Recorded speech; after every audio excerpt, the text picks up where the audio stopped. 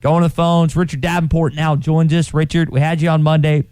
Some important news over the weekend with Landon Rogers decommitting and the Christopher Paul, I think I've remembered this game, linebacker out of Georgia, committing.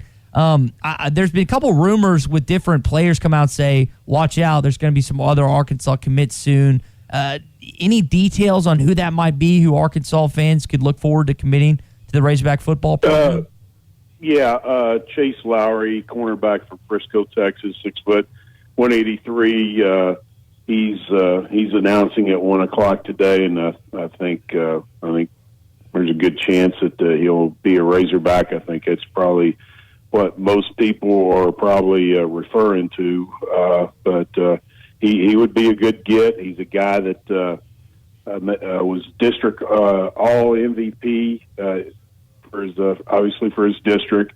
He's also a very good kick returner. He returned 2 punts for scores and a kickoff return for a touchdown. So could be a guy that, and you look at his film, somewhat similar to Joe Adams. I mean, not comparing him to Joe Adams, right off the bat, but similar as far as his ability to return kicks for touchdowns, and he's got the speed and size. So he would be a good get if indeed he does commit to the Hogs today. Richard, that's one of the things that Arkansas has been missing. Now, Treylon Burks has shown flashes, so has Davion Warren, but you think about Dennis Johnson, Joe Adams, D-Mac, Felix, that's one of the things Arkansas had that they haven't had in so long. Is there anyone on this team, or do you think Lowry can be the guy in the upcoming years that can provide that spark on special teams?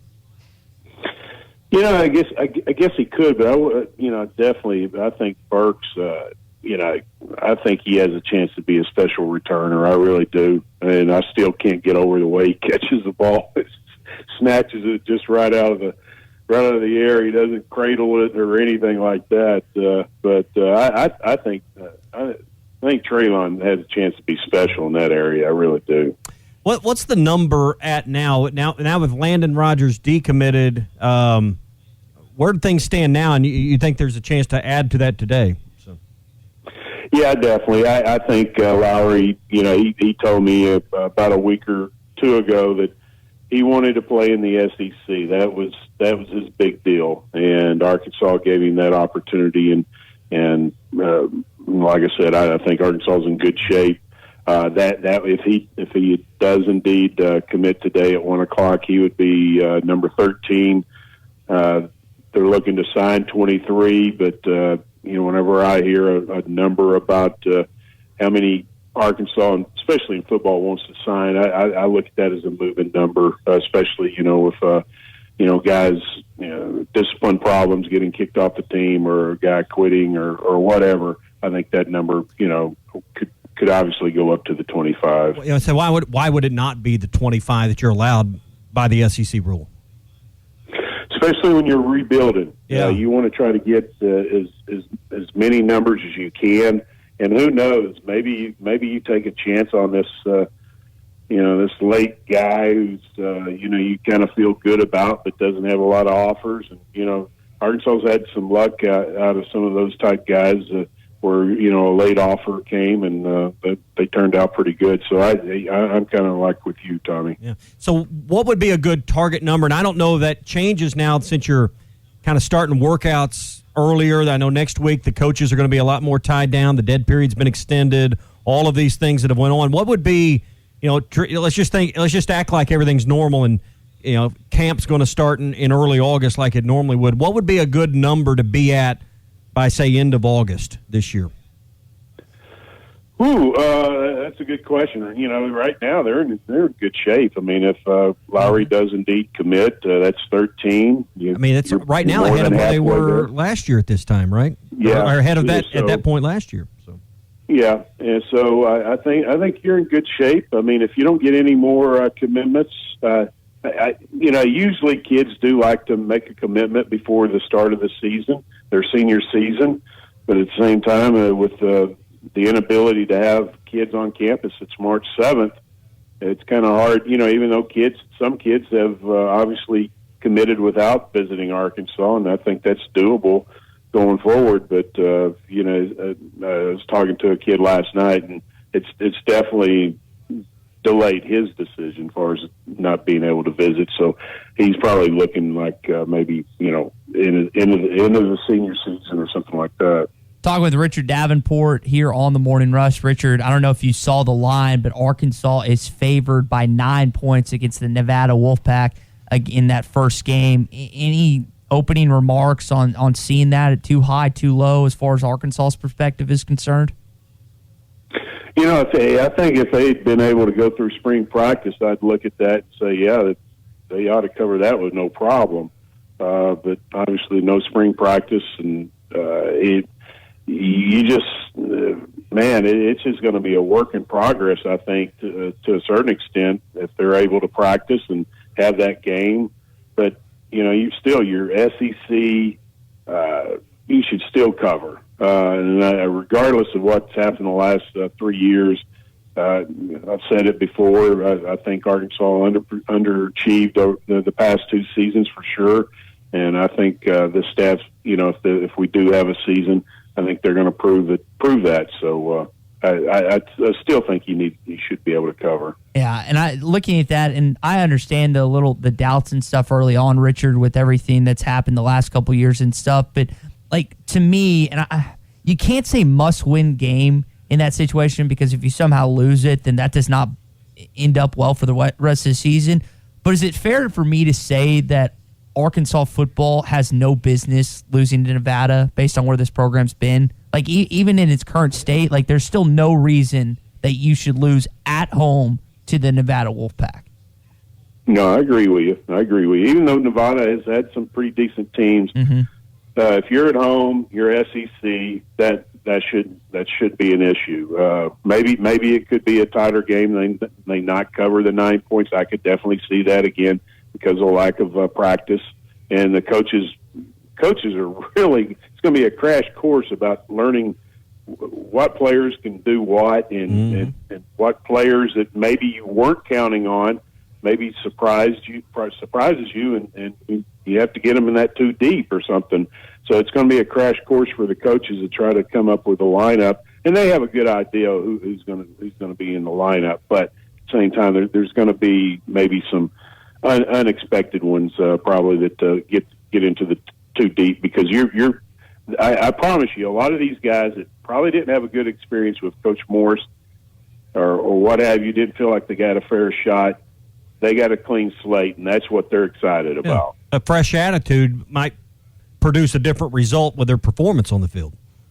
Absolutely, absolutely. Yeah, so they've made a 2 deep. I think the coaches probably are looking at it. They've got a 2 deep based on the film they've watched, based on just guys' experience, but they've got to have a real open mind about changing that up when they get to actually see the guys play. Oh, there's no doubt. I mean, it's all about what happens in practice. Some of the guys that they have penciled in, maybe as possible starters, don't quite perform as well in practice, and you got to start looking at the guy next in the lineup. Yeah. Hey, Richard, earlier this week, the Arkansas Activities Association put out a statement or a message on social media that they're planning on proceeding with fall sports that would include high school football. It's pending approval by the governor and moving into the correct phase for that and the Department of Health. Do you feel any more certain we're going to have high school football at this point based on their position?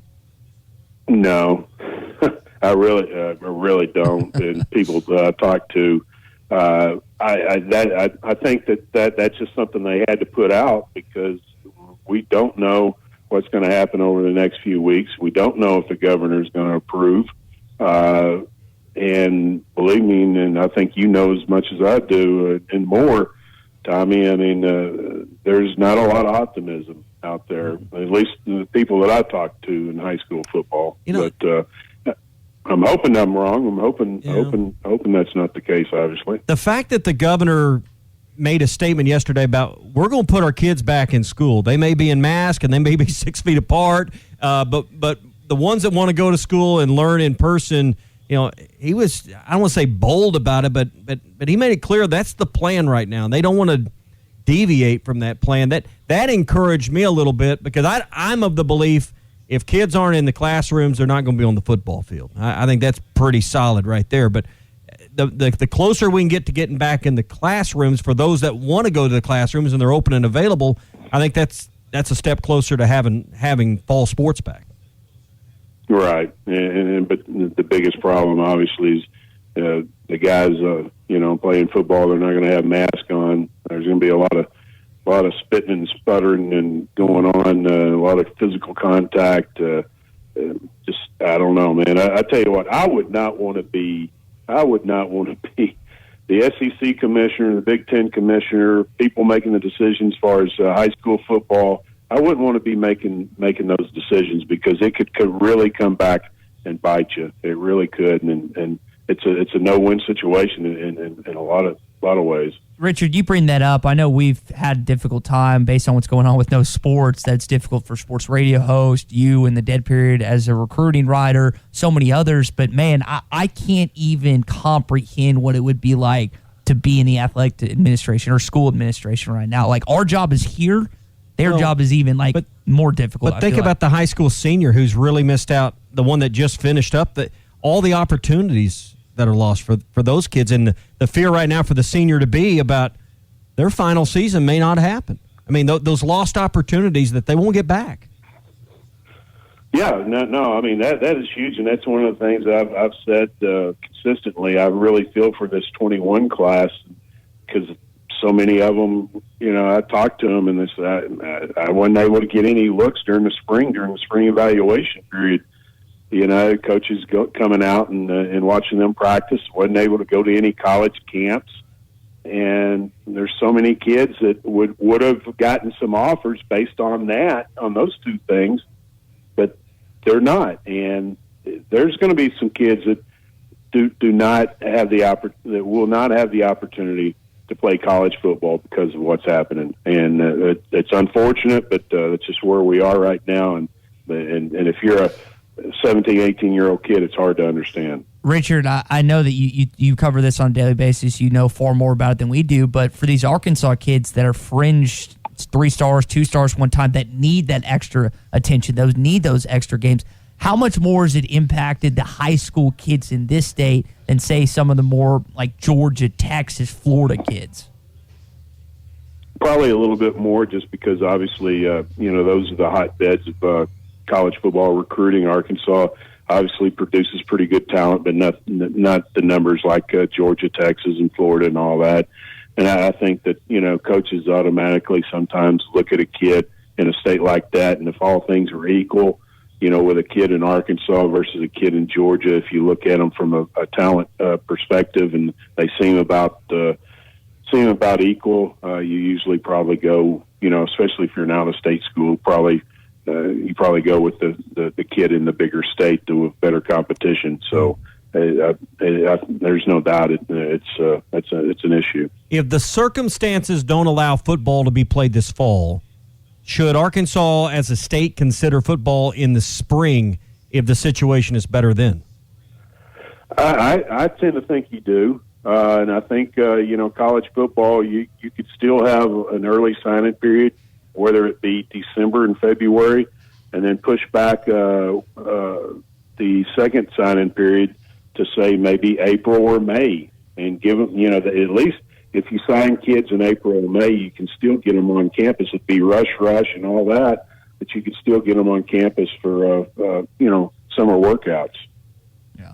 Richard Davenport of the Arkansas Democrat-Gazette joins us every Thursday for Recruiting Thursday. Also joined us earlier this week. Really appreciate that. Richard, have yourself a great weekend, man. We'll talk next Thursday. All right, guys. I got to finish up reading the Boston Globe. You guys take care. Have fun with that one. Yeah. All right. Take care. Bye. See you, bud.